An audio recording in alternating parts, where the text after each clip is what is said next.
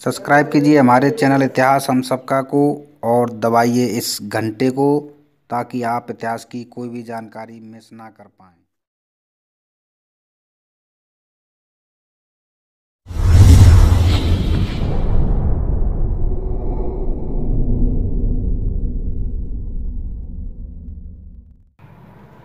नमस्कार दोस्तों, आप सभी का स्वागत है आपके अपने YouTube चैनल इतिहास हम सब काम है। मैं हरिओम फर्दार हाजिर हूँ आपके साथ एक और नया वीडियो लेकर के। और आज का हमारा वीडियो है ये।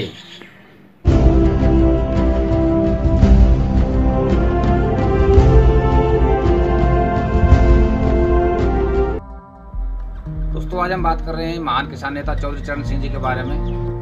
यूँ तो चौधरी साहब स्वभाव से किसान ही थे, लेकिन उन्होंने मजदूर और किसानों के हितों में सबसे ज़्यादा महत्वपूर्ण कार्य किए। तो आइए सबसे पहले जानते हैं उनके प्रारंभिक जीवन के बारे में।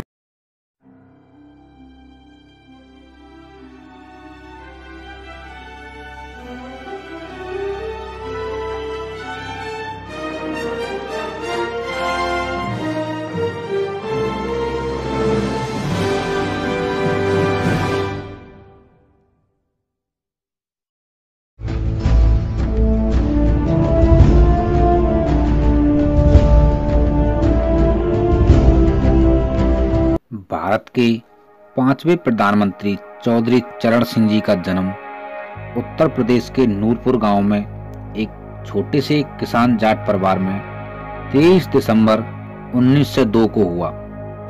इनके पिता का नाम चौधरी मीर सिंह था। चौधरी मीर सिंह चाहते थे कि इनका बेटा शिक्षित होकर देश के लिए कार्य करे। देशभक्ति तो इन्हें विरासत में मिली थी, क्योंकि 1857 की क्रांति के अग्रदूत राजा नाहर सिंह चौधरी साहब के ही पूर्वज थे, जिन्हें अंग्रेजी हुकूमत ने दिल्ली के चांदनी चौक पर फांसी दी थी। चौधरी चरण सिंह जी की प्रारंभिक शिक्षा नूरपुर उत्तर प्रदेश में हुई। इन्होंने मैट्रिक की शिक्षा मेरठ के उच्च माध्यमिक विद्यालय से प्राप्त की। 1923 ईस्वी में चौधरी साहब ने स्नातक की परीक्षा उत्तीर्ण की और 1925 में आगरा कॉलेज से स्नातकोत्तर की परीक्षा उत्तीर्ण की। इसके बाद चौधरी साहब ने कानून की डिग्री लेकर गाजियाबाद में वकालत का कार्य प्रारंभ किया। चौधरी साहब का विवाह श्रीमती गायत्री देवी जी से हुआ।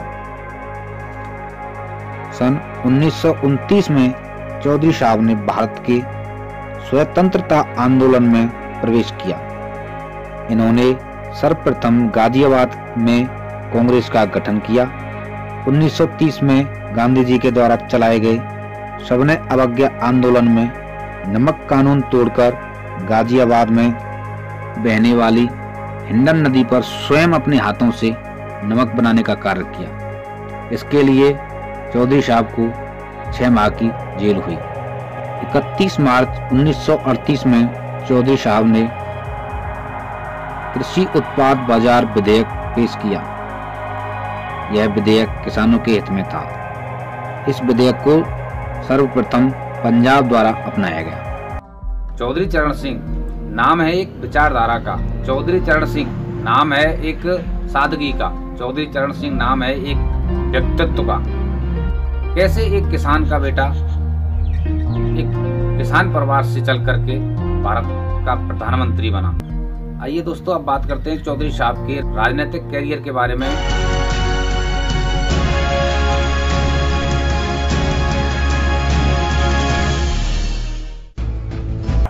आजादी के बाद चौधरी जी 1952 में उत्तर प्रदेश सरकार में राजस्व मंत्री बने और किसान हित में कार्य करते रहे।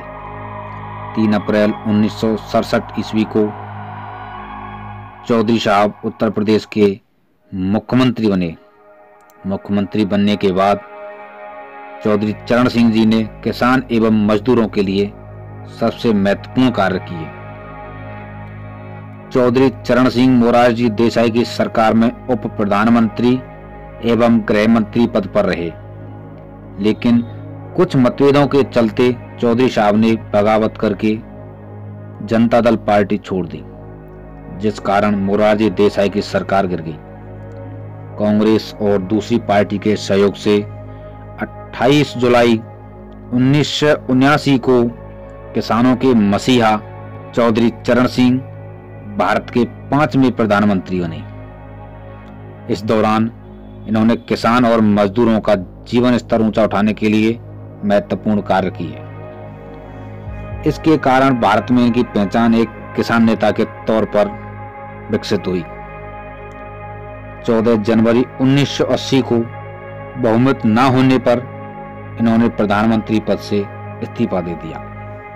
चौधरी चरण सिंह किसानों के मसीहा थे। इन्होंने पूरे देश के किसानों से मिलकर इनकी समस्या का निदान किया। भारत की भूमि हमेशा से ही कृषि प्रधान रही है। किसान और मजदूरों के प्रति प्रेम ने चौधरी चरण सिंह को इतना सम्मान दिया कि इन्हें कभी हार का सामना ही नहीं करना पड़ा। चौधरी साहब का जीवन सादगीपूर्ण और सिद्धांतवादी रहा। ये भारत के प्रथम प्रधानमंत्री थे जिन्होंने अन्नदाता किसान को गले लगाया और मजदूरों के हित में कार्य किए। आजादी के बाद चरण सिंह ही एकमात्र ऐसे नेता थे जिन्होंने किसान के जीवन को सुधारा। इनके व्यवहार में इनके पिता की छवि झलकती थी। चौधरी साहब ने कहा था कि असली भारत गांव में निवास करता है। अगर देश को ऊपर उठाना है तो पुरुषार्थ करना होगा, तब जाकर देश की तरक्की होगी। जब तक किसानों की स्थिति नहीं सुधरेगी तब तक देश की प्रगति संभव नहीं है। देश की समृद्धि का रास्ता गांव के खेत और खलिहानों से होकर गुजरता है। किसान इस देश का मालिक है, लेकिन वह अपनी ताकत को भूल रहा है। 29 मई 1987 को भारत माता के इस सपूत का ब्रेन स्ट्रोक की गंभीर बीमारी की वजह से निधन हो गया। इस समय केंद्र में राजीव गांधी की सरकार थी। भारत के किसान और मजदूर चौधरी साहब की समाधि के लिए जमीन की मांग कर रहे थे, लेकिन तत्कालीन प्रधानमंत्री राजीव गांधी ने जमीन देने से साफ इनकार कर दिया और कहा कि दिल्ली में चौधरी चरण सिंह की समाधि नहीं बन सकती। तब महान किसान नेता चौधरी महेंद्र सिंह टिकैत और चौधरी चरण सिंह के परम सहयोगी चौधरी फूल सिंह गढ़ ताऊ देवीलाल के नेतृत्व में लाखों किसानों ने दिल्ली की तरफ कूच किया। इन सभी ने राजीव गांधी को धमकी दी और कहा कि किसानों के भगवान चौधरी चरण सिंह को 48 घंटे के अंदर जमीन दी जाए, और यदि हमें जमीन नहीं दी गई तो हम गेंती और कुदाली से महात्मा गांधी, इंदिरा गांधी, जवाहरलाल नेहरू की समाधियों को खोद देंगे। बाबा टिकैत, चौधरी फूल सिंह और ताऊ देवीलाल के पीछे खड़े अपार जन समर्थन को देखते हुए राजीव गांधी को 48 घंटे में जमीन देनी पड़ी। तब जाकर राजघाट पर देश के किसान मसीहा चौधरी चरण सिंह की समाधि बनी, जो आज किसान घाट के नाम से जानी जाती है। देश को आज फिर से चौधरी चरण सिंह, बाबा टिकैत और ताऊ देवीलाल जैसे नेता की जरूरत है, जो किसान और मजदूरों के जीवन स्तर को ऊंचा उठा सकें और किसानों का दर्द समझ सकें। 23 दिसंबर को पूरा भारत आज चौधरी चरण सिंह जी के जन्म दिवस को किसान दिवस के रूप में मनाता है। भारत माता के इस महान सपूत को हम सत सत नमन करते हैं। किसान और मजदूरों के लिए चौधरी साहब ने जो कार्य किए, उन कार्यों के लिए भारत देश और भारत देश का किसान, मजदूर और हर वर्ग चौधरी साहब का कृतज्ञ रहेगा। इसी के साथ मैं हरिओम फौजदार आप सभी से विदा लेता हूं। धन्यवाद। दोस्तों, आपको यह वीडियो अच्छा लगा हो तो इस वीडियो को लाइक करें, शेयर करें, और अगर आप इस चैनल पर नए हैं तो इस चैनल को सब्सक्राइब करें। लौटेंगे जल्दी ही एक और नए ऐसे ही इंटरेस्टिंग वीडियो के साथ। धन्यवाद।